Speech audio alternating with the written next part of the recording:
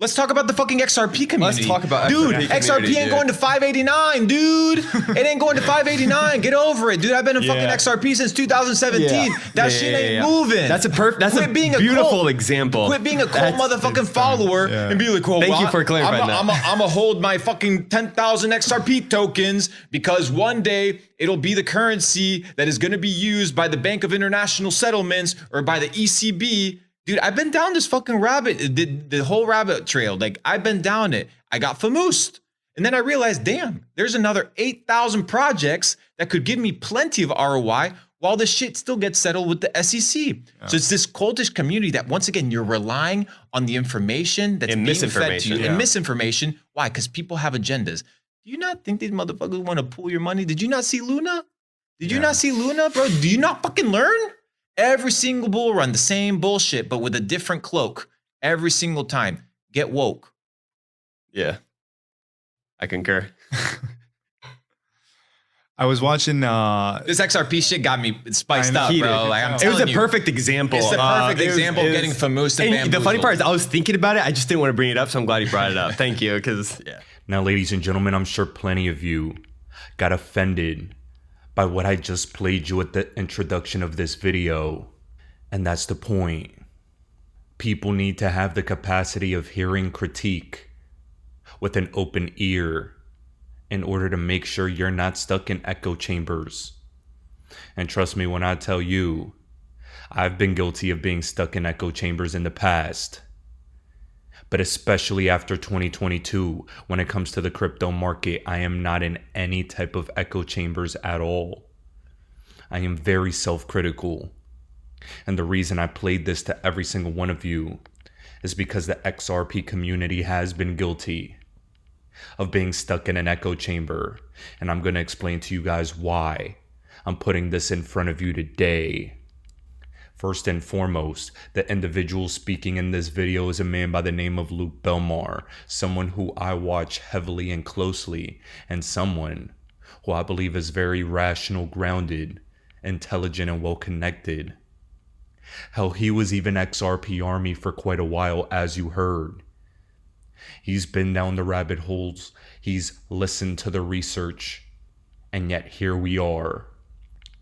Ladies and gentlemen, the XRP community has been a victim of misinformation.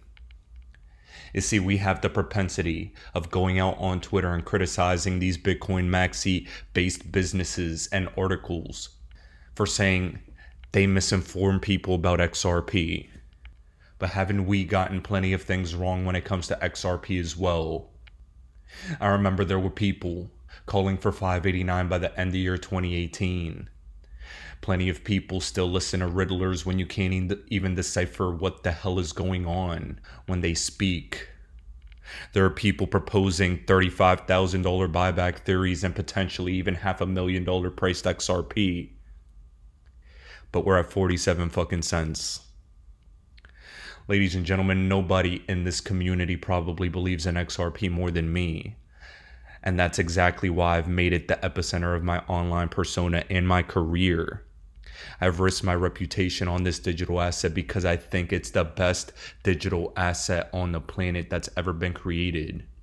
But we were wrong this last bull run. And when I say that, I'm going to say this as well.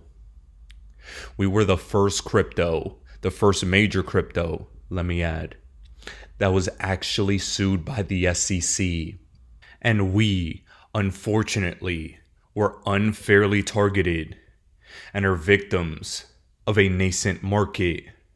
There has never been a crypto of XRP's caliber sued by the SEC the previous bull run. We had no understanding of what an SEC lawsuit would do to our digital assets price action.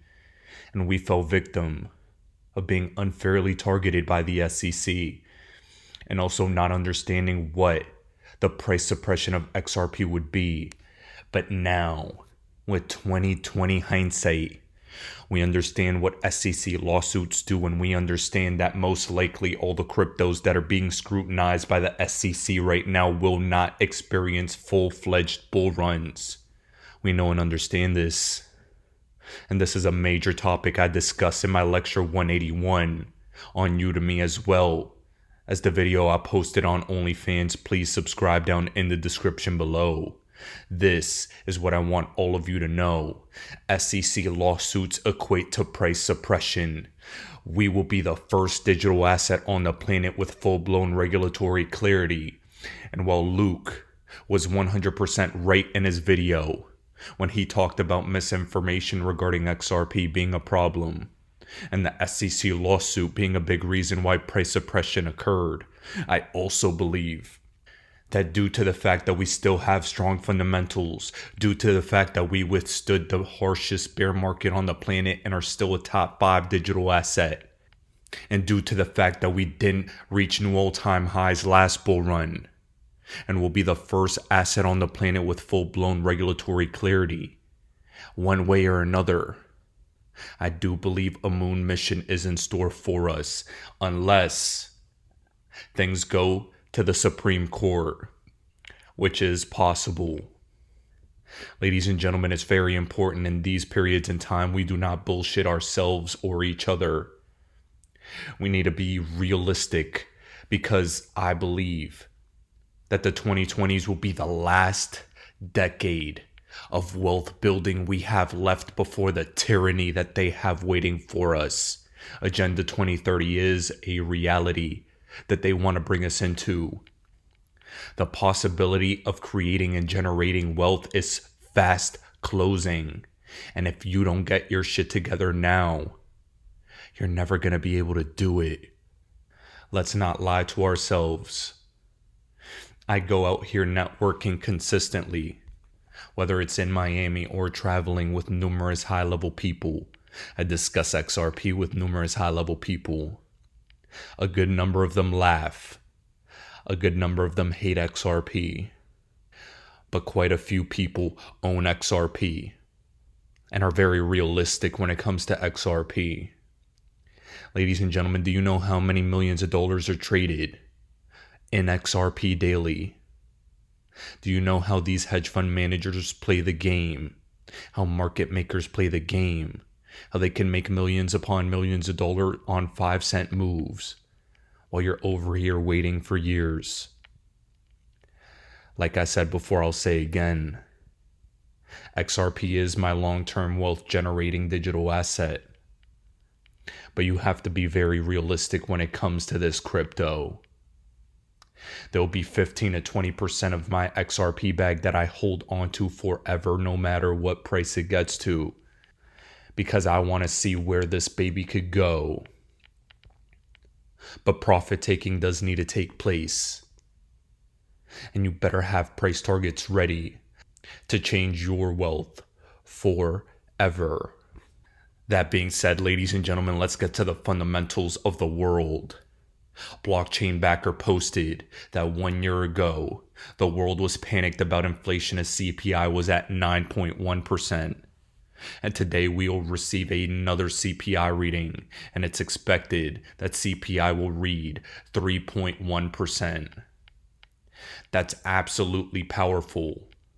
And a big reason why that's so important is because the DXY off of that news has crashed quite a bit.